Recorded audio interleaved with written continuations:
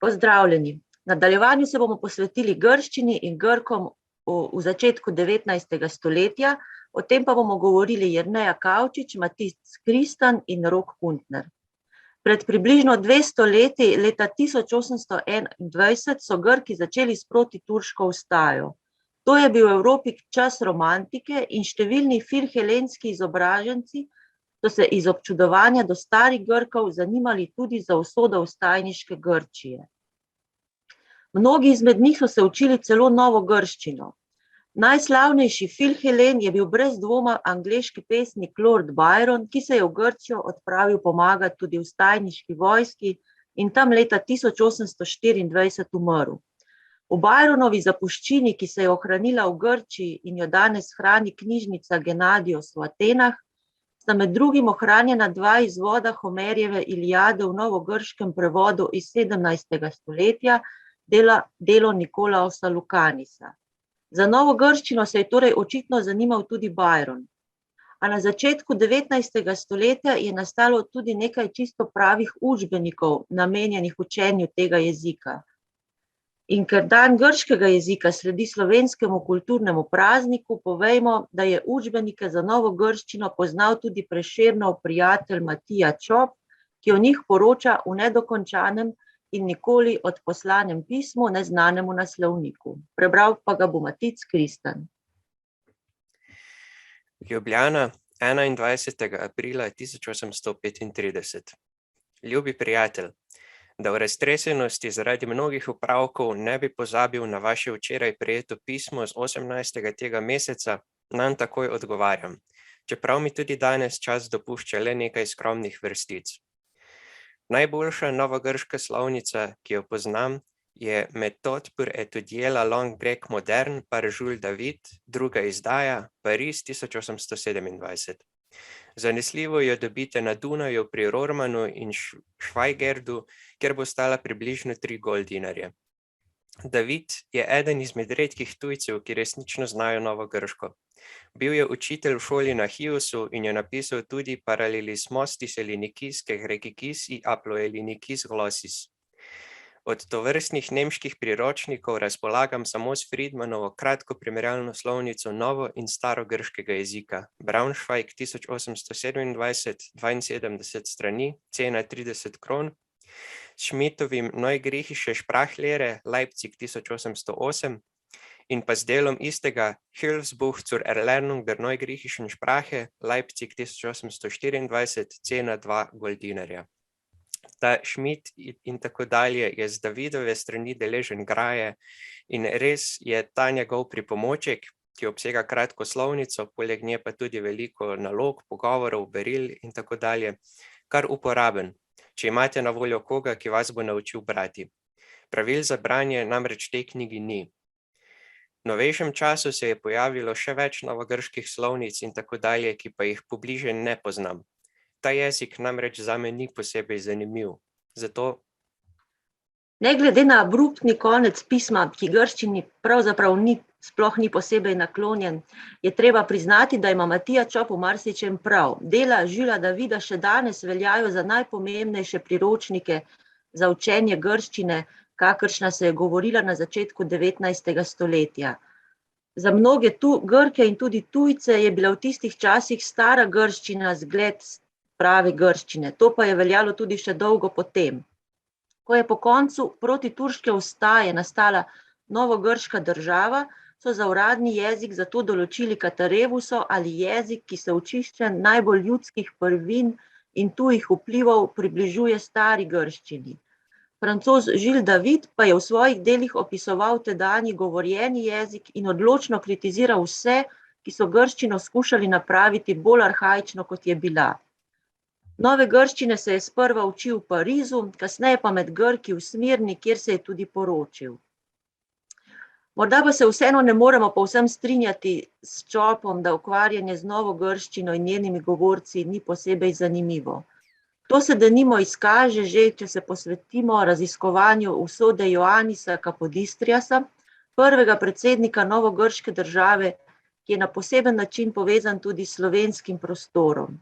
Več o tem pa bo povedal Matic Kristan, ki ste ga že spoznali ob branju prejšnjega pisma?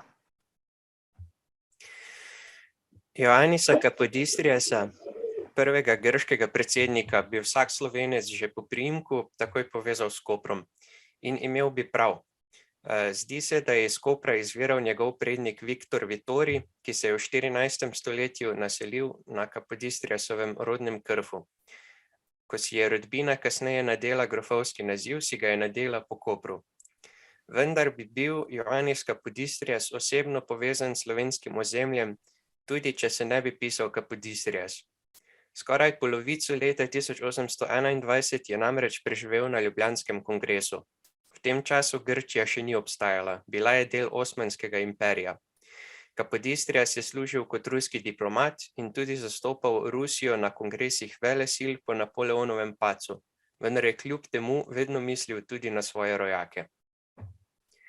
Ravno čas, ki ga je Kapodistrias preživel v kongresni Ljubljani, je usodno zaznamoval tako njega kot Grčijo. V času kongresa je namreč izbruhnila grška vstaja. Novice o njej so dosegle tudi Ljubljano, kjer je še vedno zasedal kongres.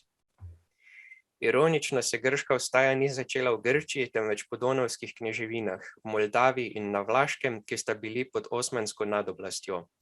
Tja je z ruskega ozemlja udaril grški revolucionar Aleksandros Ypsilandis, ki je predtem služil v ruski vojski in skrivoma pripravil vstajniško četo. Menil je, da se bodo proti Osmanom dvignile tudi druge narodnosti, zlasti pa, da ga bo podprla Rusija. Grški revolucionarji so se uspešno borili z osmansko vojsko, postopoma zasedali ozemlja in si do leta 1830 izborili neodvisno grško državo. Vendar se tak razplet leta 1821 še ni zdel verjeten. Za Kapodistriasa je bil izbruh revolucije takrat katastrofa. Ruski car je bil namreč v tem času izrazito nenaklonjen revolucionarnim težnjam. Vstajniki se tako niso mogli nadejati ruske podpore, brez nje pa se je zdelo, da je njihov zlom neizbežen. Kapodistriasove misli in občutke ob novicah o izbruhu grške vstaje poznamo iz pisma, ki ga je napisal v Ljubljani svojemu zaupniku Aleksandru Sturci. Tudi Sturco so dogodki gotovo osebno prizadeli, saj je bil po očetu Moldavijec, po materi pa Grk. Ljubljana, 30. marec 1821. Dragi moj Sturca, nisem pričakoval, da vam bom primoran predati vesti, ki jih vsebujejo priloge. Preberite jih, ostanite mirni in presodite obžalovanja vredne dogodke, ki nam jih sporočajo. Kot človek, ki hoče dobro, a ki to hoče le na tiste načine, s katerimi se lahko stori dobro. Cesar je močno nasprotoval njim, ki jih je princ Ypsilandis domnevno hotel uporabiti za osvoboditev Grčije. Kako v času, ko Evropi vseh strani grozijo revolucionarni izbruhi, ne prepoznamo v tem, ki je izbruhnil v dveh kneževinah, istega učinka enakih subverzivnih principov, enakih vodil, ki na en polotok vlečejo nesrečne vojne in vojaške okupacije, na drugega pa pogubo, celo veliko strašnejšo od demagoškega despotizma. Če sta izvor in narava vstaje, ki se je princ Ypsilandis namerava lotiti, takšna, je za nesrečne Grke vse izgubljeno. Razen če božja previdnost s svojimi nasveti ne razsvetli mož, ki so poklicani, da ukrepajo in pri resničnem izviru ustavijo to povodenj katastrof. Mi smo napravili, kar sta nam nalagala nuja in človeškost. Princu Ypsilandisu in izgubljenim možem okoli njega smo ponudili rešilno vrv. Več nismo mogli storiti. A če je po drugi strani Gospod, ki je edini razsodnik usod ljudstev in narodov, v svojih nedoumljivih sklepih odločil, naj se Evropa v tem trenutku vsesplošne krize reši z žrtvovanjem naše nesrečne domovine ali z njenim ponovnim vstajenjem, se bo Gospodova volja izpolnila. To so dejstva, ki nas bodo razsvetlile. Princ Mihail Sucos in vsi Moldavici so se izrekli za vstajo. Ne vem, kaj se bo zgodilo na Vlaškem, toda videti je, da se bodo kajmakami princa Kalimahija, novega gospodarja, prav tako izrekli za vstajo. In govori se, da tudi princ Kalimahi sam princu Ypsilandisu ne bo odrekel sodelovanja. Več o tem nam do tega trenutka ni znanega. Zares živo nestrpnostjo pa vsak hip pričakujem sla iz Konstantinopla in novice od Empinija. Vas bom sproti obveščal. Medtem pa naj vaš modri uvid pretehta velika vprašanja, ki jih utegnejo odpreti verjetni nasledki dogodkov, katerih zvesto podobo imate pred očmi. Sporočite mi svoje mnenje. Po prvem slu vam bom odgovoril na vašo zadnjo depešo. Vračam vam pismo, ki je bilo pripeto in vas v isti sapi obveščam, da se mi je ni zdelo potrebno vzeti iz predala, četudi je starejša od dogodkov, s katerimi je povezana. Prijazne pozdrave vsem vašim, poljubna roko gospe Sturca, vam pa objem iz duše in srca. Vaš Dani.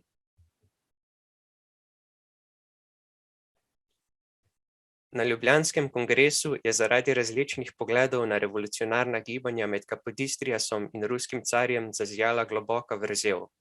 Zato se je Kapodistrias v naslednjem letu umaknil iz aktivne ruske diplomatske službe. Vendar so ga zgodovinski dogodki sami od sebe pritegnili nazaj v politiko.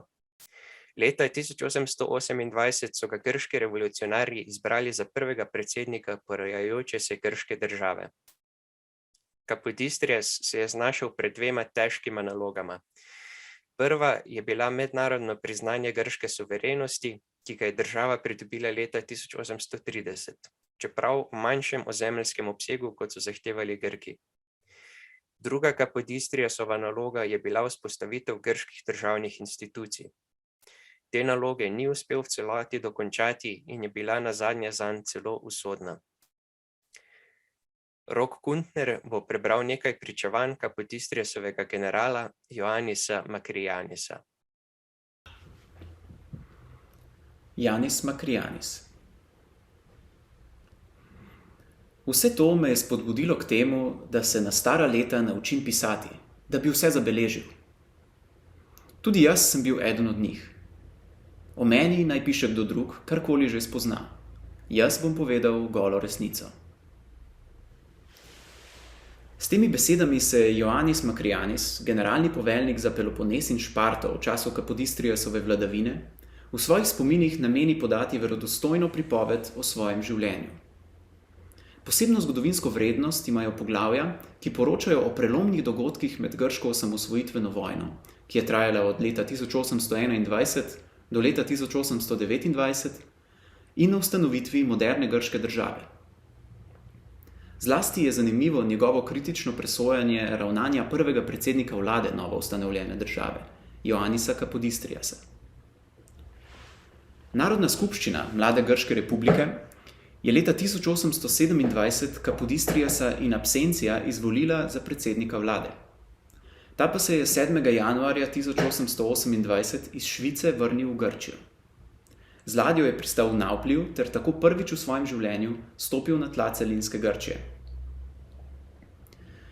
Kapodistrias je od senata zahteval, da mu podeli vrhovno izvršilno oblast, saj si je kot idealno obliko vladanja za novo nastalo državo predstavljal razsvetljeno avtokracijo po vzoru ruskega carja Aleksandra I.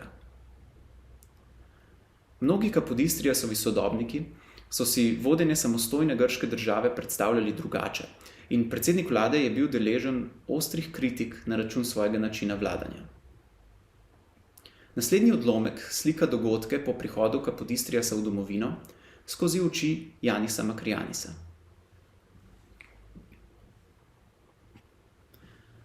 V 2 ali 3 dneh je prišel predsednik vlade. Šel je v Nauplij, zavzel utrdbe, prišel na Aegino in pred veliko slavnostno četo zaprisegel, da bo varoval zakone domovine in da nam bo po njih vladal. Takrat je šel prvič v boj. Vojsko je organiziral v hierarhije.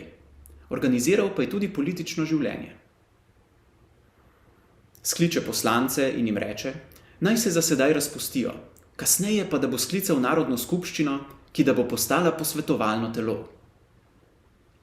Poslanci niso mogli storiti drugače in so se po zapovedi predsednika vlade razpustili. Takrat je ustvaril Panheleni in tudi sam prisegel, da bo predsedoval 7 let. Predsednik vlade ni pomislil, da je, ko je prisegel za 7 let, to prisego dal v parlamentu. Takoj na to pa ga je sam pogubil. Na nekem drugem mestu Makrijanis piše: Vprašali so predsednika vlade: Čemu si poteptal zakone in parlament? Odvrnil je: Evropa tega ni želela. In če bi bil iskren človek, bi Evropejcem rekel: Ne grem v domovino, da bi krivo prisegal in da bi jim teptal tisto, kar so si priborili s potoki krvi. Vendar pa Makrijanis kritično ost obrne tudi proti takratni grški politični in ekonomski eliti, zlasti proti upornim rodbinam Hidriotov in Mavromihalisov. Tem pripisuje del odgovornosti za nemire, ki so sledili in vsled katerih je leta 1832 propadla tako imenovana Prva grška republika. Tega leta sta namreč dva člana rodu Mavromihalisov na Kapodistriasa izvedla atentat. Na začetku ga vi, pametnjakoviči, niste izzivali in je bil na strani domovine. Ves narod ga je ljubil in 2 leti je vladal dobro. Nato pa ste se predsednika vlade lotili vi. Koliko grobov je zraslo v Šparti in Meseniji, na Porosu in drugod, ter kako je končala njegova oblast? Potem se je soočil z Mavromihalisi. Učeni ljudje so vam govorili, naj se tudi vi uklonite volji predsednika vlade, da bi se z njimi spravil. Ni bilo mogoče. Sam je izgubil življenje, domovina pa se je razklala. Koliko ljudi je bilo v Argosu po umoru predsednika vlade zaradi vas pahnjenih v smrt? In koliko v vsem času po vrnitvi v Naupli?